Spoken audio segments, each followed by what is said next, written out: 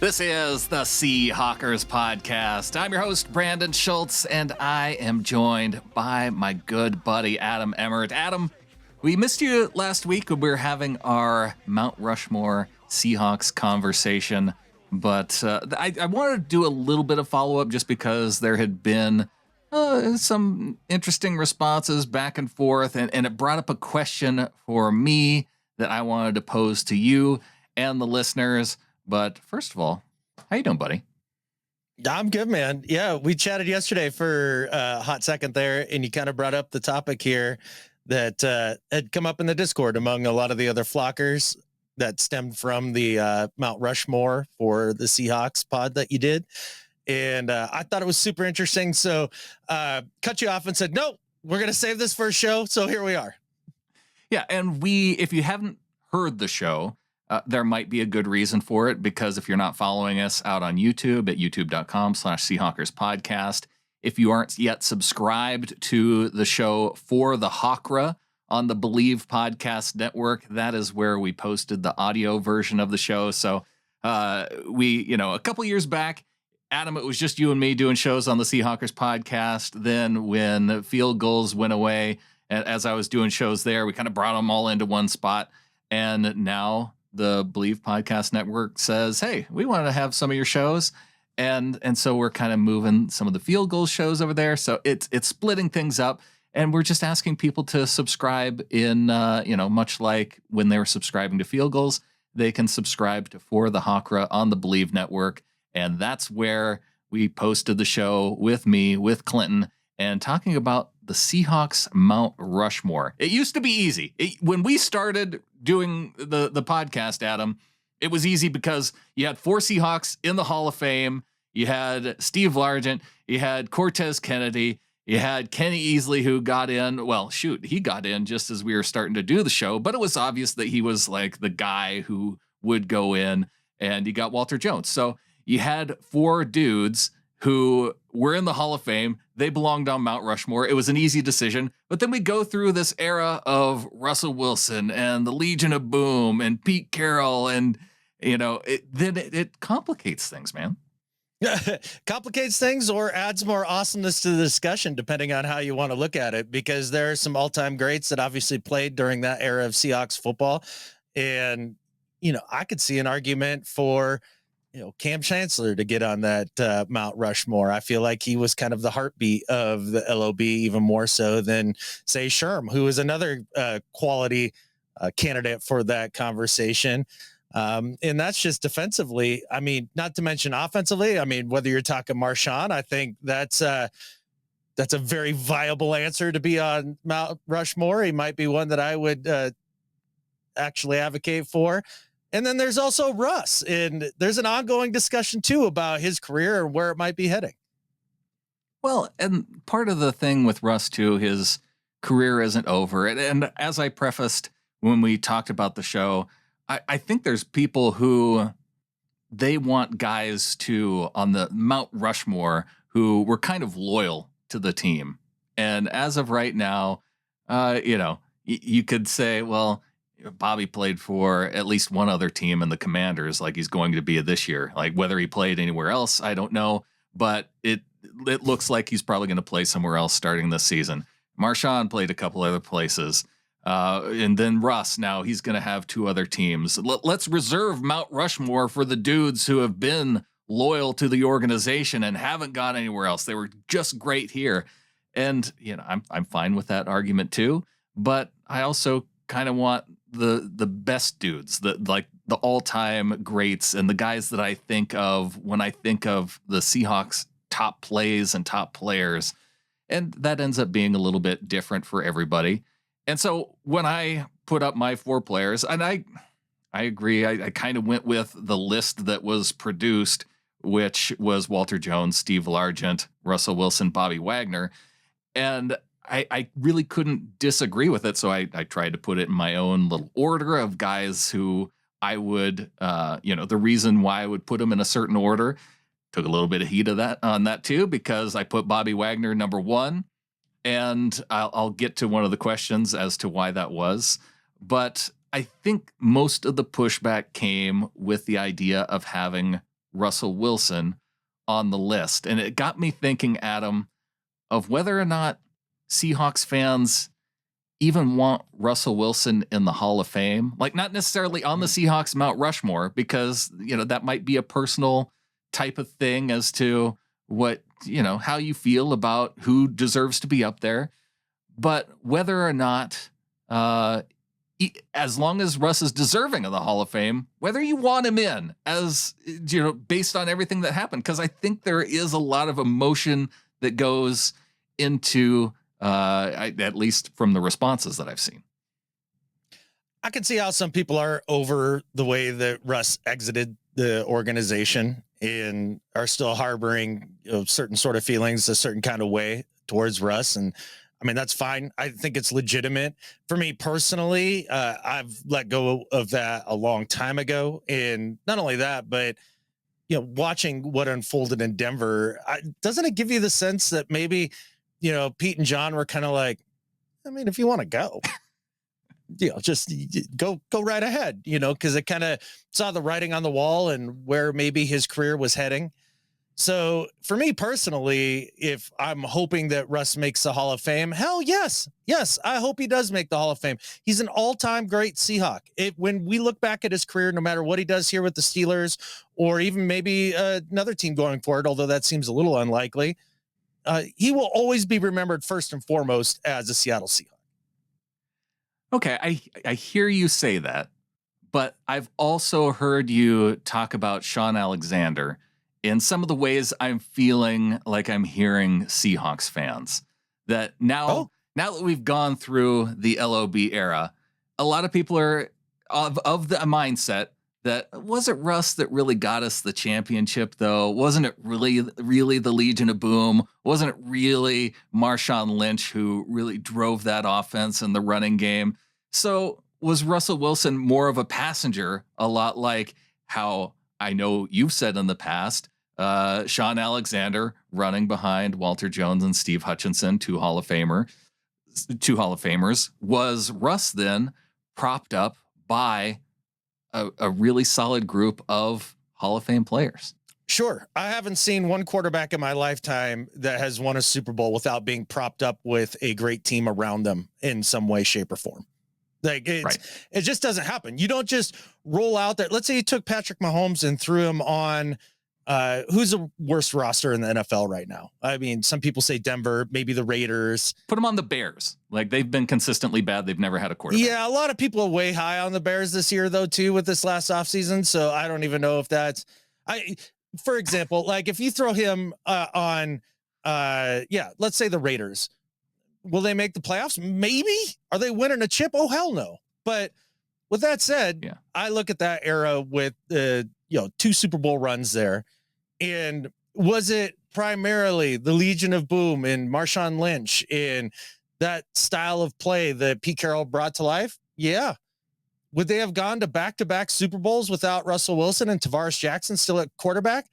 I don't think so.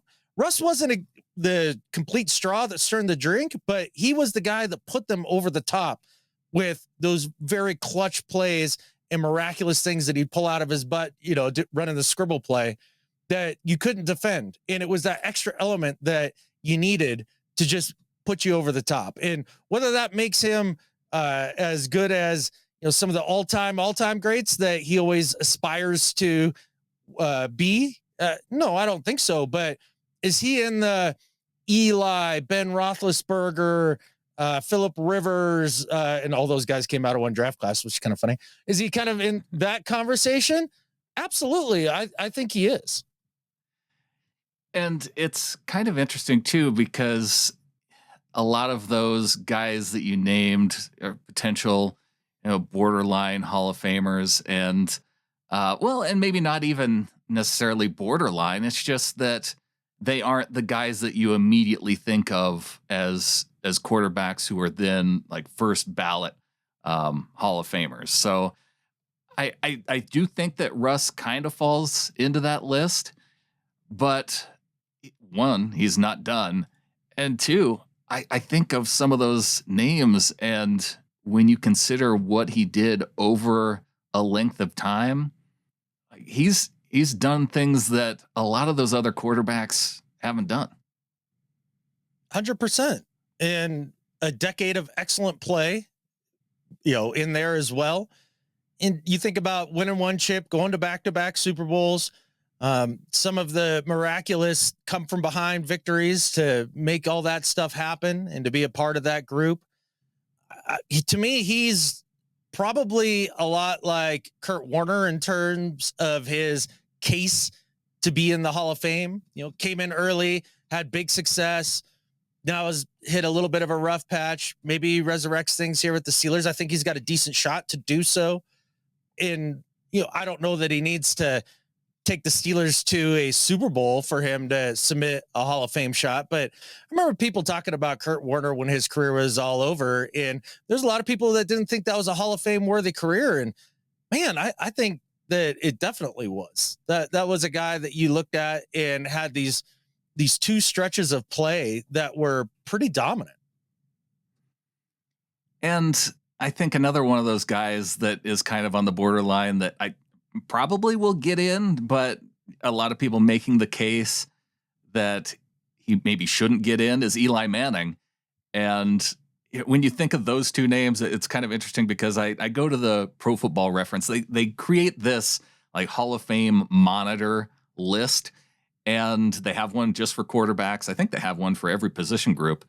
But with those two names, Russell Wilson already, in terms of his accomplishments, I think it takes into account everything from the number of games they've played to yards to touchdown passes, including, All Pro, Pro Bowl, championships, playoff appearances. Yeah. All that stuff goes into this number that's produced that you can kind of rank guys on the list. And Russ falls in between Kurt Warner and Eli Manning. And it's it's kind of funny because it's the nice thing is that Eli Manning's done. Nice thing for Russ. Again, I want to pose this as a question of, do Seahawks fans actually want him in the Hall of Fame? Because as I put that out there, a lot of people are asking, well, does he really even deserve it? And that's where I think a lot of that emotional stuff comes in of how he left and then how he went to the Broncos and performed over the last couple seasons. And on the surface, you look at those seasons and you go, oh yeah, he really took a downturn. Well, one of those big reasons was the Let's Ride curse of the first season. He went to the Broncos thinking that he was going to be behind an offensive line that was actually good. He goes there and all the good offensive linemen get hurt. And from what we've seen from Russ having success, he had most of his success. Not only was it offensive linemen getting hurt, the top receivers for the Broncos got hurt. Yeah. And then you factor in the aspect that he had a head coach that was absolutely over his skis, and Nathaniel Hackett. Like, he didn't seem like he was ready for that position, at least at that time. And yeah, so a downturn, sure. Are the circumstances there in Denver as good as they had it in Seattle? Well, clearly not. I mean, you watched Geno Smith come in and have the success that he's had. So there's, an argument to be made that it's not exactly like Russ just forgot to outplay football, but you end up in a really bad spot. It's probably not going to look as good as it did when you were in a better spot. So we'll see. The Steelers situation here, this is what's really going to kind of help him cement this one way or the other. Yeah. If he continues a downhill slide here, then I think there's more ammo for the people that are on the, I don't think he quite deserves it fence. And it helps legitimize that argument for sure. If he has a little more success there, as Kurt Warner did with the Cardinals, then okay. Like, I think that makes it much more of a lock. In there's a stretch there for 5-6 years that you could easily argue that Russell Wilson was in the top 3 quarterbacks in the league year in, year out. And that level of play, that I think that is something that is Hall of Fame worthy. And I think it should be considered. Well, and that's one of the things that I wanted to get at too, is what he has already done kind of locked him in to that Hall of Fame consideration? Because when you consider guys who have gone into the Hall of Fame, a lot of times it is players who were at the top of their position for a decade. And yeah, there's guys, position dependent, that may not have made it to that decade mark, because, running backs get beat up. There's, other positions that injuries happen, and guys still are Hall of Fame worthy, but, they don't quite have that long-term resume. And then more of a case has to be made. Russ has more than a decade in, and that's kind of where I started leaning on the argument of the number of Pro Bowls that he's been to. Now, there were some people that took exception to the Pro Bowl idea. I know Randy Horner out on our Discord, he said, "Are Pro Bowls really a good measuring stick?" and posted this last Pro Bowl list of quarterbacks being Gardner Minshew, CJ Stroud, Tua for the AFC, Jalen Hurts, Geno Smith, and Baker Mayfield from the NFC. Yeah, one-off guys. They can, guys like Minshew, who came in during an injury, played really well, and had a pretty good season with the Colts, made it to a Pro Bowl. Hey, that happens. Guys don't just fluke their way, though, to 9 Pro Bowl seasons. Yeah, that's more than let's see. Once is a coincidence, twice is a trend, 3 times is a you problem. So what's 9?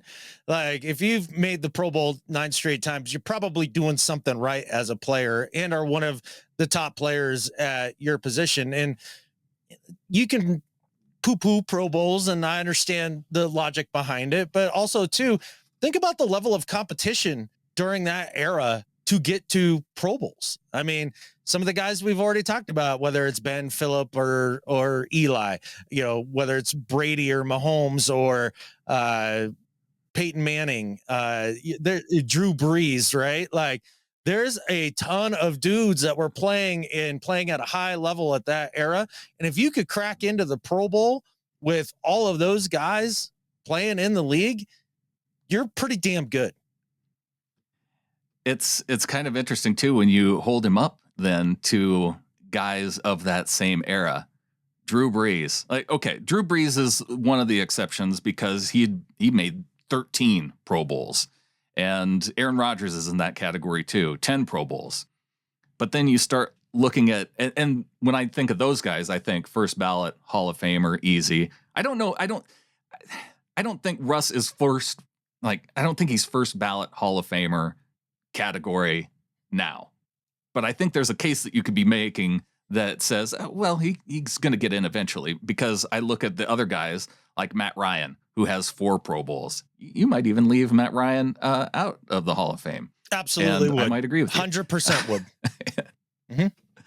Mm-hmm. There's Eli Manning, 4 Pro Bowls. Matt Stafford, who just went to his 2nd Pro Bowl voted to his 2nd Pro Bowl just this last year. Two over his career. And that's one less than Cam Newton had.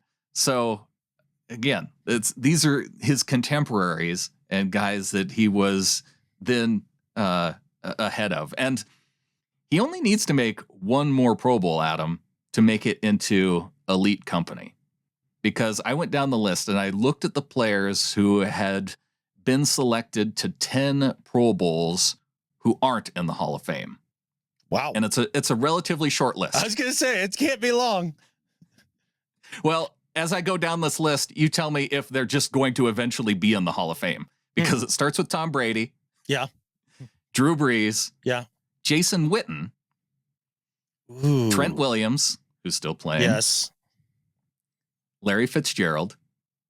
Aaron Donald. Yes. Aaron Rodgers. Yes.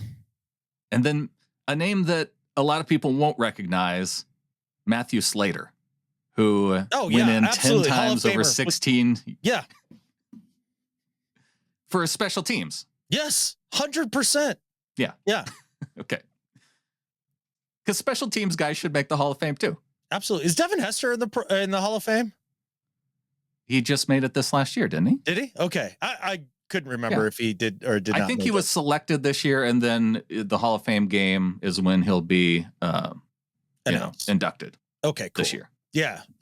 So yeah, it's already been announced, but yeah. Special teams matter, and they'll probably matter a little bit more even this year. So yeah, those two guys for sure. Again, I think Matthew Slater, for his 16 years playing special teams for the Patriots, he's got 3 chips. He made 10 Pro Bowls as a special teamer. I think he gets in, but that would be the one name on this list where some people might go, who? Yeah, possibly. He deserves to be in the Hall of Fame just for putting up with Bill Belichick for as long as he did throughout his career. Like, 16 years, yeah. That's I think. Yeah, I think impressive. Jason Witten out of all those ones is the one that gives me pause. I'm not saying there's not a legitimate case for Jason Witten. I think there is. When I think about tight ends from that era, I'm thinking more about Gonzalez, Gates, Jimmy Graham than I do Jason Witten. Right. But it does give you an idea of the kind of elite company a player gets into just for making 10 Pro Bowls. You betcha. Not a fluke. Yeah. Usually pretty good. It does feel like a Hall of Fame lock at that point as well. No doubt. But I'm with you on the first ballot thing. I don't think to this point Russ is a first ballot Hall of Famer. But yeah, I think that he probably, if his career ended tomorrow, would he get in? I don't know, man. I'll put it to you like this. If Eli gets in, then he deserves to be in, because he put up more consistent great seasons year in, year out than Eli did. Eli has one more chip, right? One more, just tight win over Tom Brady in the Super Bowl than Russ. But I don't know that puts his entire body of work over top of what Russ produced during close to the same time frame. Yeah. That one play by Russ at the end of the Super Bowl probably shouldn't disqualify him, even though it may still disqualify him in the minds of certain Seahawks fans. You know what? Maybe that is the play that keeps him out of the Hall of Fame if he doesn't add some significant stuff to his resume here in Pittsburgh. Because, yeah, it might be, shoot, if you bring up Russell Wilson to, I don't know, a Bengals fan and ask him to, name off some of the biggest Russell Wilson plays, that might be number one that they talk about. It might be. Yeah. Well, because we get bombarded with it just because it was such a dramatic moment. And it does bring me to some of the questions too that came in either through YouTube or through the Discord. We got Telefiend commenting saying, I was never a big Russ fan. I'm actually a much bigger Geno fan than I ever was a Russ fan. The defense took those 2 teams to the Super Bowl and should have won both. Russ was along for the ride and threw the pick. Largent, Big Walt, Cortez, and Bobby. And it breaks my heart to leave Kenny Easley off that list. So that's Telefiend's Mount Rushmore there. Yeah. And look, I can see how they feel that way for sure. And I do think that Russ was more than just along for the ride, though. I do think that he elevated the team. And just remember the excitement level as fans, whether you were a big Russ the person fan or not, but his play on the field, the amount of excitement that he brought when he won the starting gig over Matt Flynn, and you started to see him in the playoffs that first year, and you're like, holy crap, like, we've got a dude. Oh, yeah. We've got a dude. Well, the reason why that all kicked off was after that Atlanta game where we went into halftime going, oh, my gosh, the Falcons are destroying this team. And we are looking at a playoff exit and it's not even close. And then it was Russell Wilson that brought us back. And I mean, sure, the defense in the second half, they locked the Falcons down. But Russ pulled ahead and had a lead with, 30 seconds left in that game. And we're thinking that this team might be going to the Super Bowl. And, then that what happens. We don't get a Super Bowl shot in 2012, but we thought, we have our quarterback of the future. And it was that second half against the Falcons that I think built up a lot of that excitement then for the 2013 campaign. For sure. And, I think about Russ and what his contributions were to the Super Bowl run and then the subsequent Super Bowl loss. It was a heck of a lot more than, say, Brad Johnson or Trent Dilfer or Nick Foles or some of these other guys who have won a chip. And they showed up and they played okay. They just didn't screw it up. Russ did a lot more than just didn't screw it up. Yeah. And as much as you might want to say, well, Marshawn was the heart and soul of that offense, I could be completely on board with that. But Marshawn's not able to also do what he did if not for Russ also having that dual threat capability. Like, they couldn't just focus on Marshawn, because when they did, Russ was breaking off 20, 30-yard runs. Right. Or, moonballs down the sidelines to, Doug Baldwin. Right. Right. So it helped everybody. And it was a synergy. And you got to have that if you're going to win a championship. I mean, you just watched the Chiefs this last year, maybe not their most talented roster, but they really did work together and understand each other's strengths and weaknesses and then play to that. ALG Investment LLC says, I think if he didn't leave and be mid for the rest of his career, he would easily be top 4 Hawks all time and go to the Hall of Fame, but he chose to crap on that career. I'm also glad he left, because Seattle will be stuck with him declining. But him personally, he could be Hall of Fame and blew it. And so I think there is some of that mindset that after the 2 years, he has kind of blown that opportunity. I would have liked to have him stay in Seattle and been awesome, and for things to be peachy with general manager and Pete Carroll, and it would have been a whole lot better if things would have worked out. And I don't know, maybe the team drafted a little bit better too from that time, 2017 to 2020, because they didn't do all that great. But, part of that too was they knew they had their quarterback, and then they were trading away assets to then try and, and instead of scratch off tickets, get dudes who were, they knew who could play. And that was part of the trade-off that happened over that time of poor drafting too. But again, that's another one of the comments that makes you think that, yeah, there's still some hard feelings out there. Sure. I don't know too many quarterbacks that towards the end of their career don't look good. Like, that just, it kind of goes away. Like, it's almost all of them, right? And then you think about somebody like Kurt Warner. His last 2 years with the Rams were bad. After he'd hurt his thumb, it was just downhill. Lost his job to Mark Bolger and ends up backing up Eli because he can't even beat out bad rookie Eli, because Eli was not good his first year. Like, it was a bit of a mess. Couldn't even do that. Goes to Arizona, where he has to scratch and claw to beat out Matt freaking Leinart, and then goes on his magical run. So he had some mid-years would be kind, and still managed to make the Hall of Fame. I'm curious on that little Hall of Fame watch list, Brandon. Yeah. Where's Phillip Rivers? A guy who never won a chip, but was prolific.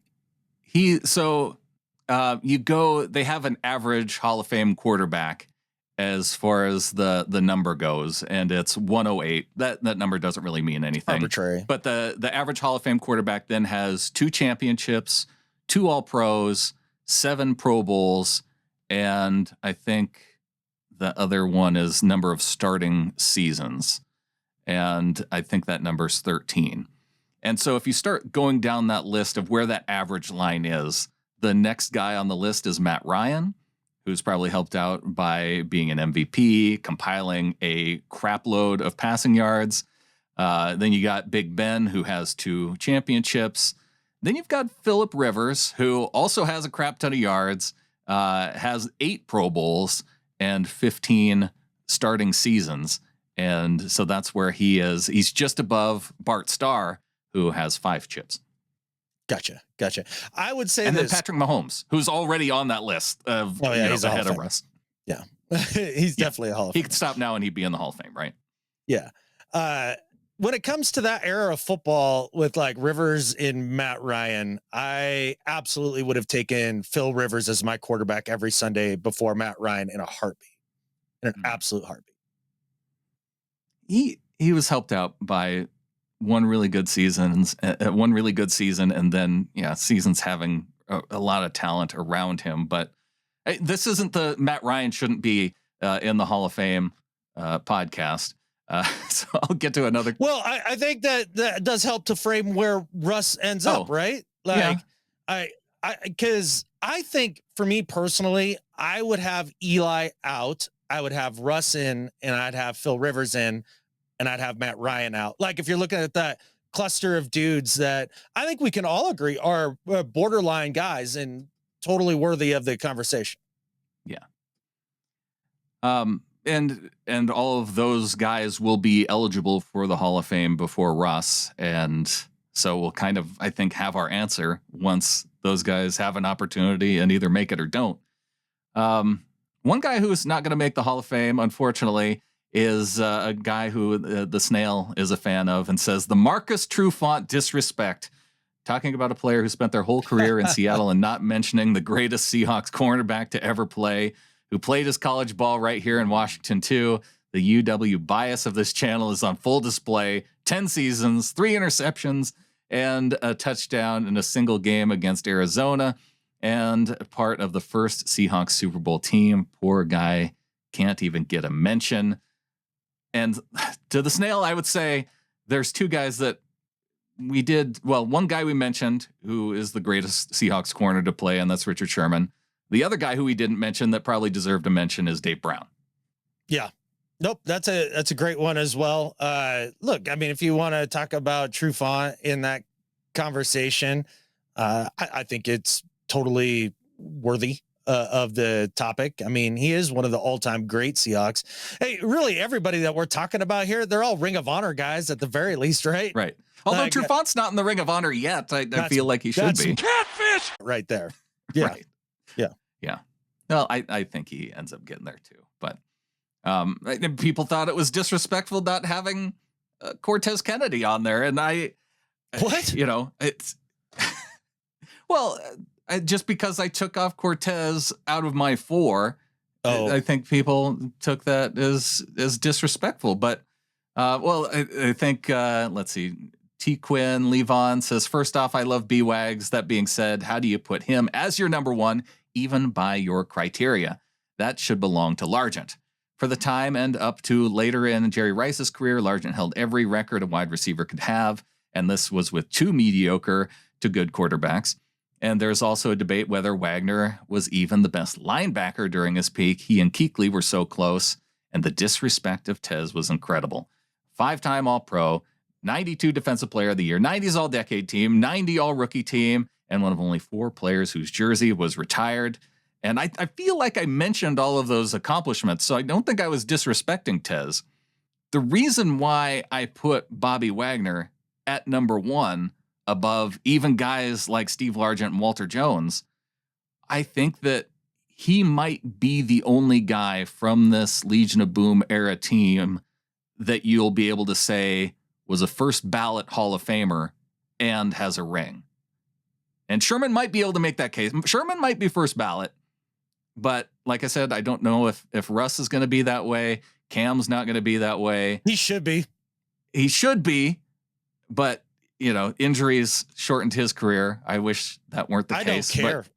I don't care either. He was the most impactful safety, both figuratively and literally, in the league for 5-6 years there. There was nobody in the league that struck fear into the heart of opposing offenses the way that Cam Chancellor did. He was the alpha of alphas for, half a decade. And I think that's first ballot Hall of Fame to me. It's a little like Gale Sayers, right? Like, was his career long? Absolutely not. Was it unbelievably dominant and spectacular when he was on the field? Yeah. Hall of Famer. Yeah. And Marshawn, he could, I think he should be first ballot Hall of Fame, but he may not be. But even if some of those guys get in first ballot, and that's why I put Bobby in that line though, against Steve Largent and Walter Jones, 2 guys that were both first ballot Hall of Famers. Bobby Wagner is undoubtedly going to be he's going to be first ballot Hall of Famer. And so he has that, and he has the ring. And so that's why I put him at number 1. That's why you put it number 1. And I think when you line him up, like in terms of his All-Pro, like, yes, there was Kuechly, but I mean, with Sherman, he also had Revis. So, and with Marshawn, there were other running backs at the time who were like, he doesn't have a line of All-Pro votes the way Bobby Wagner does. So I think that's what ended up putting him at the top for me. Do you think that Bobby Wagner was more dominant at his position than Largent, Jones, or Tez? For a length of time, let's take the two. Yeah, I think it's about equal, but it's the championship ring that is the reason why I don't think it's about equal. I mean, Bobby Wagner was great and super impactful in all of that for this franchise, and all-time great player, and I'm not going to disparage him in any way. But I don't think he had the same effect overall on your team as Steve Largent, Cortez Kennedy, Walter Jones. Oh, yeah. I wouldn't disagree with you. I think they were more dominant at their position during their playing career than Wags, because, the ring part of it. Yes. I mean, ultimately we do judge everything through that lens to a degree. Mm-hmm. I mean, I understand that, but also too, like, what teams were you playing on? Like, what is the support that you had around you? Oh, yeah. Right. It sucks for those guys that they didn't get a ring. Right. It does stink, but I don't think that takes away, because the Hall of Fame is an individual award, right? It's not a team award. And I'm not taking him out of the Hall of Fame. I was just taking him off the number one spot on my Mount Rushmore mountain. Sure. Yeah. And I think I'd have one of those three dudes above Wags as the number one. So I guess that put Wags as my number 4. And I'm not even sure that he ends up making the list. I think for me, he probably makes the list over Russ. Yeah, well, and that's really what I mentioned to Clinton, is when I think, because it's the off season, it's list season, somebody brought it up. And I think the initial one that I saw was Walter Jones, Steve Largent, Cortez, and Russ. And I said, you got the wrong guy from the 2012 draft, but I think it's Bobby over Russ. But then as I thought about it more, I kind of wanted to put Russ up there. I hear you. I think, if we're talking about the guys from that era in that run, I think I'd probably choose Cam over Bobby.